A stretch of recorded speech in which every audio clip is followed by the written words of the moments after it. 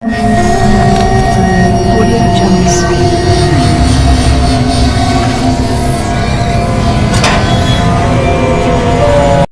Welcome to horror studio. Story updates के लिए bell icon को प्रेस कर लें और मेरे चैनल को सब्सक्राइब कर लें। फारिया का निकाह हो चुका था उसकी खाला के बेटे से, लेकिन अभी रुखसती नहीं हुई थी क्योंकि फारिया मास्टर्स कर रही थी और उसकी रुखसती के बाद उसकी पढ़ाई कंप्लीट होने के बाद ही थी। फारिया के घर में फारिया की अम्मी, उसकी और फुप्पी रहती थी क्योंकि फारिया के वालिद का भी इंतकाल हो चुका था और उसकी फुप्पी जो बेवा थी तो वो उनके साथ ही रहा करती थी। फारिया अपनी अम्मी, अपनी फुप्पी के साथ और बाकी रिश्तेदारों के साथ अपने शहर से बाहर शादी में जा रही थी अपने मामू की लड़की की। बस में वो लोग नाचते गाते जा रहे थे। फारिया पीछे सीट पे सो रही थी। बहुत खुशी का माहौल था। हंसते गाते ये लोग खुशी खुशी शादी वाले घर में पहुंच जाते हैं। काफ़ी भीड़ रहती है, काफ़ी मेहमान वहाँ पे इकट्ठा रहते हैं। हर तरफ खुशी का माहौल रहता है, शोर-गुल रहता है, ढोल ताशे बज रहे होते हैं। फारिया अपने कमरे से नहा करके निकलती है। उसकी नज़र मकान की छत की तरफ पड़ती है तो वो सोचती है कि क्यों ना मैं छत पे जाकर अपने बाल सुखा लूँ। फारिया के बाल जो कि काफ़ी लंबे थे। फारिया देखने में भी काफ़ी खूबसूरत और काफ़ी गोरी सी थी। उस दिन फारिया ने नीले कलर की सूट पहनी हुई थी। फारिया अपने तौलिए से बाल पोंछते हुए छत की तरफ चली जाती है। छत पर हर तरफ रोशनी ही रोशनी सूरज की रहती है और ठंडी ठंडी हवा चल रही होती है। छत काफ़ी बड़ा रहता है, एक तरफ पानी की टंकी और एक तरफ पूरा खुला छत। फारिया आगे का नज़ारा देखने के लिए आगे बढ़ती है। वो जैसे ही आगे जाती है तो उसके पैर किसी चीज़ से टकराती है जिसकी वजह से वो थोड़ा डर जाती है, लेकिन वो तो एक टीन का डब्बा रहता है जो उस फारिया के पैर से ज़ोर से लगकर आगे की तरफ चला जाता है। फारिया अपने बाल सुखाते हुए आगे की तरफ जब जाती है तो उसे एक अजीब सी चीज़ महसूस होती है, जैसे उसके अगल बगल का टेम्परेचर काफ़ी गर्म हो गया हो। उसे अपने जिस्म में खुद गर्म सी तपिश महसूस होती है। वो सोचती है कि ये अचानक मेरे बदन से आग ऐसी गर्मी क्यों निकल रही है। तभी फारिया की अम्मी उसे नीचे से आवाज़ देती हैं और फारिया नीचे चली जाती है। लेकिन वो टीन का डब्बा जहाँ जा कर के रुकता है, जिस चीज़ से टकराता है, वो फारिया को नहीं पता था। वहाँ एक काला रंग का बिल्ला बैठा हुआ रहता है जो कि गहरी नींद में सो रहा होता है। टीन के लगने की वजह से उसकी आंखें खुल जाती हैं और जब वो फारिया की तरफ देखता है तो वो टकाटक उसे देखता ही रह जाता है। फारिया नीचे आ जाती है। उसकी अम्मी उसे कहती हैं कि भरे शाम में तुम छत पर क्यों गई बाल सुखाने के लिए। वो अपनी अम्मी के बात को नज़रअंदाज करके तैयार होने के लिए चली जाती है। उस दिन फारिया काफ़ी खूबसूरत लग रही थी। शाम को मेहंदी रहती है तो सारी लड़के लड़कियां मिल कर के मज़ा करते हैं। वो बिल्ला जो छत पे था अब वो हर वक्त नीचे की तरफ ही हुआ करता था और उसकी नज़रें टकटकी लगाकर सिर्फ फारिया को ही देखा करती थी, लेकिन उस बिल्ले पर किसी की भी नज़र नहीं जाती। मेहंदी की रात थी तो सब खूब नाच गाना कर रहे थे। फारिया भी खूब ज़ोर ज़ोर से नाच गा रही थी।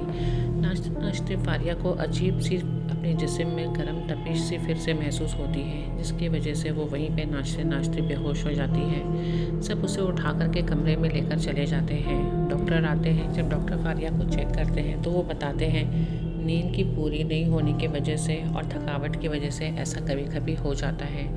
वो फारिया को नींद का इंजेक्शन दे करके चले जाते हैं। कमरे में उस वक्त कोई भी नहीं रहता। वो बिल्ला फारिया के पास ही रहता है। वो अपनी ज़बान से फारिया को चाटना शुरू करता है। वो उसके पैर चाटता, कभी कभी उसके सर के पास जाकर उसकी पेशानी चाटता। फारिया को तो कोई भी होश नहीं रहता। अगले दिन सुबह हो जाती है। फारिया जब फिर से तैयार होती है उस दिन वो काले लिबास में रहती है। उस दिन फारिया कुछ ज़्यादा ही खूबसूरत लग रही होती है। शादी के दौरान काफ़ी लोगों ने रिश्ते की प्रपोज़ल रखी फारिया के लिए, लेकिन सबको यही जवाब दिया गया कि ये ऑलरेडी निकाह में है, अब इसकी कुछ दिन के बाद ही रुखसती हो जाएगी। फारिया काफ़ी खुश थी, लेकिन वो बिल्ला भी वहीं था जहाँ जहाँ फारिया होती। खैर शादी अच्छे से निपट गई और अगले दिन वापसी थी सबकी। फारिया की भी शाम से कुछ तबीयत अजीब सी लग रही थी। उसे बार बार वो तपीश महसूस हो रहा था, जिसकी वजह से फारिया फिर से बेहोश हो जाती है। डॉक्टर ने इस बार भी वही बताया कि शायद थकावट की वजह से ऐसा हुआ है। अगले दिन जब वापसी थी तब गाड़ी में फारिया को पीछे की तरफ लटाया गया। सब गाड़ी में बैठ चुके थे, लेकिन बार बार कोशिश करने के बावजूद गाड़ी स्टार्ट ही नहीं हो रही थी। सब परेशान थे कि गाड़ी में कुछ खराबी भी नहीं है, लेकिन फिर भी गाड़ी में क्या मसला हो गया है। मरियम जो फारिया की खालजाद बहन थी वो फारिया के पास आती है और कहती है, चलो बहन, लग रहा है आज हमें यहाँ रहना ही पड़ेगा, आज हम यहाँ से नहीं जा सकते। नहीं नहीं, मुझे घर जाना है, मेरे एग्ज़ाम्स हैं सामने। वो पिल्ला भी सीट के नीचे बैठा हुआ होता है और वो फारिया की बातें सुन रहा होता है। बस फारिया अपने मुंह से जब ये वर्ड निकालती है तभी फ़ौरन गाड़ी अपने आप स्टार्ट हो जाती है। सब खुश हो जाते हैं और सब अपने अपने घर पहुंच जाते हैं। घर पहुंचते ही फारिया अपनी अम्मी से कहती है, अम्मी मेरी पढ़ाई की काफ़ी हर्जा हो गई, मेरे सामने एग्ज़ाम्स हैं और मुझे काफ़ी नोट्स मिस हो गए हैं, तो मुझे नोट्स लेने के लिए कल से अब कॉलेज जाना पड़ेगा। लेकिन फारिया की अम्मी उसे कहती है कि तुम्हारी तबीयत ठीक नहीं है, 1-2 दिन तुम रेस्ट कर लो। फारिया कहती है कि मैं शादी के चक्कर में काफ़ी दिन गैप कर चुकी हूँ और मैं अपना नुकसान नहीं कर सकती। अगले दिन फारिया जब अपने कॉलेज जाती है तब उसकी दोस्त उसे देखकर काफ़ी खुश होती हैं। तभी उनमें से एक दोस्त फारिया से कहती है, अब तुम अपने पालतू जानवर को भी कॉलेज लेकर के आया करती हो। पालतू जानवर? हाँ, अभी तो मैंने देखा, तुम जब गाड़ी से निकल रही थी तो तुम्हारे साथ एक काला बिल्ला भी था। फारिया थोड़ी देर के लिए चौंक जाती है। वो जब पीछे मुड़ के दिखती है तो वहाँ कोई भी नहीं, लेकिन वो इस बात को नज़रअंदाज कर देती है। वो अपनी दोस्त को हंसकर कहती है, चलो कॉलेज के लेक्चर के लिए देर हो रही है। वो अपने दोस्तों के साथ अपने क्लास में चली जाती है और उस दौरान फारिया शादी की जितनी भी बातें होती हैं वो अपनी फ्रेंड के साथ डिस्कस कर रही होती है, लेकिन डिस्कस करने के दौरान वो भूल जाती है कि क्लास में प्रोफेसर भी मौजूद रहते हैं। थोड़ी देर के बाद प्रोफेसर उसके पास आते हैं और कहते हैं, अगर आप लोग को पढ़ाई की वजह से डिस्टर्ब हो रही है अपने बातों में तो आप लोग क्लास के बाहर जा सकते हैं। फारिया को काफ़ी शर्मिंदगी होती है। वो और उसकी दोस्त क्लास से बाहर चले जाते हैं। फारिया को लेकिन ये नहीं पता होता कि क्लास के बाहर जो पेड़ है उस पर वो काला बिल्ला बैठ के फारिया पे ही नज़र रख रहा होता है। फारिया अपनी दोस्त के साथ लाइब्रेरी में चली जाती है और थोड़ी देर के बाद अचानक से कॉलेज में हल्ला होता है। प्रोफेसर जो क्लास से निकलते हुए सीढ़ियों से नीचे आ रहे थे वो अचानक सीढ़ी से गिर जाते हैं, जिसकी वजह से उनके सर से खून निकलने लगती है। फारिया को ये बात थोड़ी सी अजीब लगती है। फिर फारिया अपने नोट्स लेकर के वो घर चली जाती है। घर पहुंचते ही वो अपनी अम्मी से कहती है, अम्मी आज मुझे बहुत काम है, मैं नहाने जा रही हूँ और मुझे आप डिस्टर्ब मत करिएगा। मेरा प्रोजेक्ट है जो मुझे परसों सबमिट करना है किसी भी हाल में, तो मुझे लिखते हुए काफ़ी टाइम हो जाएगी। फारिया अपने कमरे में जाती है, जाकर के वो नहाती है। जब वो नहा करके अपना बैग लेकर के बेड पर बैठती है और वो अपने में ही बड़बड़ाती है, पता नहीं मैं अपने प्रोजेक्ट कैसे पूरा करूँगी। उसके गीले बालों पर उसे महसूस होता है जैसे किसी ने बहुत ही मुलायम हाथ फेरे हो, जिसकी वजह से फारिया को नींद आ जाती है। कुछ देर के बाद जब मगरिब हो जाती है तो फारिया की अम्मी कमरे में आती हैं और वो फारिया को हिलाकर उठाती हैं और कहती हैं, मगरिब हो गई है और तुम अभी तक सो रही हो। तब फारिया घबरा कर उठती है, घड़ी की तरफ देखती है और अपनी अम्मी से कहती है, मैं कब सो गई मुझे पता भी नहीं चला और मेरा इतना सारा काम अभी बाकी है। लेकिन फारिया का बैग जो उसके सामने पड़ा हुआ होता है, फारिया की नज़र जब जाती है तो वो अपनी कॉपी खोल कर देखती है तो उसका सारा प्रोजेक्ट किया हुआ रहता है। फारिया मन ही मन में यही सोचती है कि शायद मैंने ही ये काम किया हो और उसके बाद मैं सो गई हूँ तो मुझे कुछ भी याद नहीं। वो अपनी अम्मी के साथ कमरे के बाहर चली जाती है। उसकी अम्मी, उसकी फुप्पी बाहर बैठ कर के चाय पीते हैं, लेकिन फुप्पी ने गरम गरम समोसे बनाए हुए होते हैं, जिसे देखकर फारिया काफ़ी खुश हो जाती है। फारिया अपनी फुप्पी की काफ़ी लाडली थी। वो अपनी माँ से भी ज़्यादा अपनी फुप्पी के करीब थी और वो फुप्पी की काफ़ी चहेती भी थी। उसकी फुप्पी उसे समोसा देती हैं खाने के लिए और अपने मुलाजिम शबाना को कहती हैं कि जाओ फारिया के लिए गरम गरम चाय लेकर आओ। शबाना जब चाय लेकर आती है तो इत्तफाक उसके हाथ पर वो चाय गिर जाती है, जिसकी वजह से फारिया ज़ोर से चीखती है। शबाना कहती है, मुझे माफ़ कर दीजिए, मैंने जानबूझकर नहीं किया। फारिया शबाना से कहती है, कोई बात नहीं, तुम जाओ, मैं ठीक हूँ। वो लोग चाय पीते हैं और अंदर की तरफ चले जाते हैं। तभी फारिया की फूफी शबाना से कहती हैं, छत पे कपड़े रखे हुए हैं, जा कर के उतार लो, मुझे लग रहा है बारिश होने वाली है।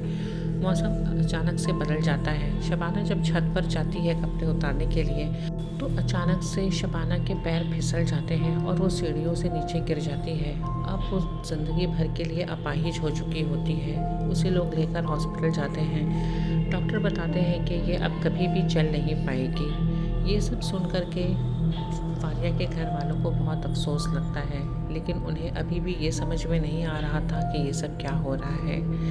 अगले दिन फारिया जब अपने कॉलेज जाती है वो काफ़ी लेट हो चुकी होती है। वो अपने ड्राइवर से गाड़ी तेज़ चलाने के लिए कहती है।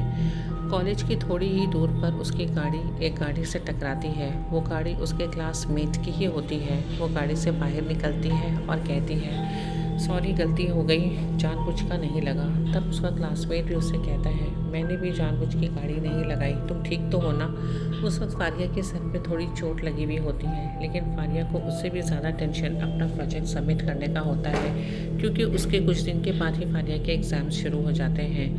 लेकिन फारिया को ये नहीं पता था कि वो बिल्ला हर वक्त उसके साथ फारिया के पास रहता है। सारे वो क्लास में चले जाते हैं। फारिया अपना प्रोजेक्ट सबमिट करती है और रोज़मर्रा की तरह अपना क्लास करके वो वापस घर आती है। जब वो घर आती है तो उसकी फुप्पी और अम्मी फारिया के सर पे चोट देखकर उससे पूछती हैं कि ये क्या हो गया तुम्हारे सर पे।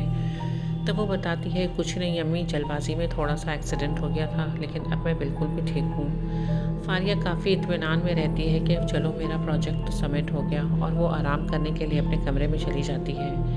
फारिया उसे तो होश भी नहीं रहता कि जब वो सो रही होती है तो वो बिल्ला उसके बेड पर उसके सर से होते हुए उसके पैर तक टहलता है। फिर वो अपने ज़बान से उसकी पेशानी पे लगी हुई चोट को चाटना शुरू कर देता है। लेकिन फारिया इतनी गहरी नींद में होती है, उसे कुछ भी महसूस नहीं होता। दूसरे दिन सुबह जब फारिया उठती है और वो जब नहा करके शीशे के सामने खड़ी होती है तो वो बिल्कुल चौंक जाती है, क्योंकि उसके सर पे जो चोट लगी थी न वहाँ पे कोई चोट होती है और न कोई चोट के निशान। खैर ये सब बातों पे वो ध्यान नहीं देती। वो सोचती है रात में हो सकता है सूजन कम हो गया हो। फारिया जब अपने कॉलेज पहुंचती है तब फारिया की दोस्त उसे बताती है कि नवीन, जिसका कल तुम्हारे कार से एक्सीडेंट हुआ था, कल शाम को उसकी डेथ हो गई। फारिया चौंक जाती है ये खबर सुन कर के। वो पूछती है कि कैसे। वो कहती है कि वो रास्ता क्रॉस कर रहा था और कोई बस ने उसे कुचल डाला और एकदम स्पॉट डेड हो गया वहीं पर। फारिया को बहुत सदमा लगता है ये बात सुन कर के कि अभी कल ही मेरी उसकी गाड़ी से टक्कर हुई थी और उसकी जान शाम को चली गई। खैर वो इन सब बातों को नज़रअंदाज करके कॉलेज अटेंड करके अपने घर चली जाती है। जब फारिया घर पे जाती है वो अपने कमरे में रेस्ट कर रही होती है। उसकी फुप्पी जब उसके कमरे में आती हैं तो उन्हें एक परछाई सा महसूस होता है। जब वो उसके कमरे के अंदर जाती हैं तो वो देखती हैं कि फारिया के सामने एक अजीब नीला से आँखों वाला कोई परछाई है। वो जब फारिया के करीब जाके देखने की कोशिश करती है तो वहाँ कुछ भी नहीं रहता। पहले तो वो सोचती है कि शायद मेरा वहम होगा। उसके बाद फिर वो फारिया को आवाज़ देती है और कहती है नीचे चले आओ चाय पीने के लिए। फारिया भी अपनी पुप्पी के साथ नीचे आ जाती है चाय पीने के लिए। वो बड़ी मज़े से हंसते खेलते चाय पी रहे थे सारे। तभी पुप्पी की नज़र अचानक से एक बिल्ले पर पड़ती है जो कि सामने पेड़ पर बैठा हुआ वो फारिया को घूर रहा था।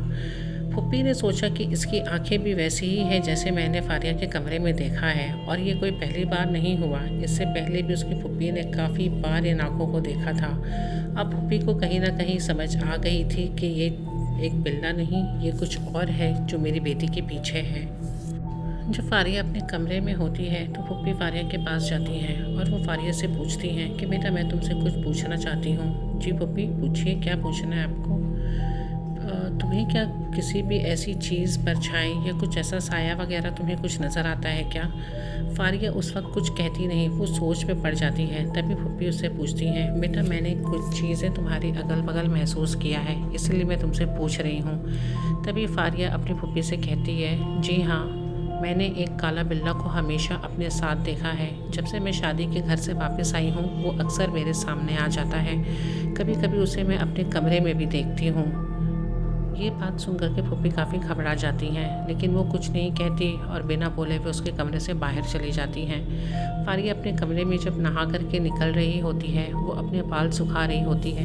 तभी उसके सामने आईने से एक परछाई जो आईने के बाहर निकल उसके सामने आती है। वो एक बहुत खूबसूरत सा नौजवान रहता है जिसकी आंखें वैसे ही बिल्ली की तरह रहती है। वो देख करके उसे घबरा जाती है और उसे पूछती है, तुम कौन हो? वो फारिया को देखकर मुस्कुराता है और कहता है, मैं कभी तुम्हारे सामने आना नहीं चाहता था, लेकिन आज जब तुमने खुद मेरा जिक्र किया तो मैं तुम्हारे सामने आया हूँ। मैं तुमसे बहुत मोहब्बत करता हूँ और मुझे मोहब्बत करने के लिए तुम्ही ने मुझे उस्काया था। मतलब मैं समझी नहीं। मैं तो उस दिन छत पे सो रहा था, तुमने वो टीन को अपने पैरों से मेरे तरफ धकेला था, जिसकी वजह से मेरी आँख खुली, और जब मेरी आँख खुली तो मेरी नज़र तुम्हारे ऊपर पड़ी। मुझे तुम बहुत पसंद हो, मैं तुमसे सच्चा मोहब्बत करता हूँ। ये बात सुनकर के फारिया डर से वहीं गिर के बेहोश हो जाती है। फारिया की चीख की आवाज़ सुनकर उसकी फूफी और अम्मी वापस उसके कमरे में जब आती हैं तो वो फारिया को फर्श पे गिरा हुआ पाती हैं। वो काफ़ी घबरा जाती हैं, लेकिन इस बार फूफी को पूरा शक जो था वो यकीन में बदल गया था। वो अपने पड़ोस के एक आदमी के मदद से एक आमिल के पास पहुंचती हैं और उनको ये सारी बातें बताती हैं। आमिल उन्हें फारिया के कुछ पहने हुए कपड़े लाने के लिए कहते हैं और कहते हैं कि आप उससे 3 दिन के बाद मिलें फिर से। 3 दिन तो मानो फारिया के फूफी के लिए ऐसे गुजर रहे थे जैसे कि 3 साल हो गए हों। चौथे दिन फारिया की फूफी आमिल के पास पहुंचती हैं तो वो उनसे कहते हैं, आपको जिस चीज़ का शक था वो बिल्कुल दुरुस्त था। जी हाँ, वो एक जिन है जो कि आपकी बेटी पे पूरा आशिक हुआ हुआ है और वो उसे अपने साथ लेकर के जाएगा। उसकी फूफी ये बात सुनकर काफ़ी घबरा जाती हैं और वो आमिल साहब से कहती हैं, उसका निकाह हो चुका है और कुछ भी करके आप उसे बचा लीजिए, कुछ ही दिन में उसकी रुखसती भी हो जाएगी। अभी फूफी ये बात आमिल साहब से कहती ही हैं तो बीच में आमिल साहब बोल पड़ते हैं, मुश्किल है, मुश्किल ही नहीं नामुमकिन है, मैं आपकी लड़की को इससे नहीं बचा सकता। तभी फूफी उनके हाथ जोड़ती हैं और कहती हैं, आप कुछ भी करके मेरी बच्ची की जान बचा लीजिए। तब आमिल साहब उनसे कहते हैं, ठीक है, मैं कोशिश करता हूँ। ये लो ताबीज़, ये तुम अपनी बच्ची के गले में बांध देना, वो जिन उसके सामने नहीं आ पाएगा। ये कहकर फूफी ताबीज़ लेकर घर आ जाती हैं। जब वो घर आती हैं तो फारिया की अम्मी उन्हें खुशखबरी सुनाती हैं कि आपा यानी कि फारिया की सास वो कल ही आने वाली हैं और वो चाह रही हैं कि अगले हफ्ते उसकी रुखसती हो जाए। लेकिन इतनी जल्दी भी क्या है भाभी? फारिया की अम्मी बताती हैं कि आतिफ को बाहर से जल्दी छुट्टी नहीं मिलती क्योंकि वो मुल्क के बाहर होता है, इसलिए उसे कुछ दिनों की छुट्टी मिली है और इसी बीच उसकी रुखसती भी हो जाए। फूफी ये बात सुनकर के फारिया के कमरे में चली जाती हैं और फारिया के गले में वो तावीज़ डाल देती हैं और उसे ताकीद से कहती हैं कि इसे बिल्कुल भी मत उतारना। अगले हफ्ते खाला आ रही हैं, तुम्हारी रुखसती है। अब बेटा तुम्हें परेशान होने की ज़रूरत नहीं, वो जिन तुम्हारा कुछ भी नहीं कर सकता, वो तुम्हारे सामने भी नहीं आएगा। अब कहीं ना कहीं फारिया को फूफी की बात सुनकर के इत्मीनान हो चुकी थी, लेकिन उसे नहीं पता था कि अब जो मुसीबत आने वाली थी वो और बड़ी थी। 1-2 दिन गुजर जाती है और फूफी यही समझती हैं कि आमिल साहब ने अपना काम कर दिया क्योंकि अभी तक कुछ ऐसी रुकावट नहीं हुई है। लेकिन उनको ये नहीं पता था कि उधर आमिल साहब जो उस जिन को बुलाते हैं, वो जिन जब उनके पास हाजिर होता है तो वो उनसे कहता है कि तूने मुझे बुलाया, क्या चाहता है बोल। आमिल साहब उस जिन से कहते हैं कि उस बच्ची को छोड़ दो, उसका निकाह हो चुका है। वो कहता है, तुमने मेरी ताकत नहीं देखी है, अगर तुमने अपना अमल बंद नहीं किया तो फिर मैं तुम्हें ज़िंदा नहीं छोड़ूंगा। आमिल साहब ज़ोर ज़ोर से कुछ अमल पढ़ने लगते हैं, लेकिन वो जिन इतना ताकतवर रहता है कि वो आमिल साहब को वहीं मार डालता है।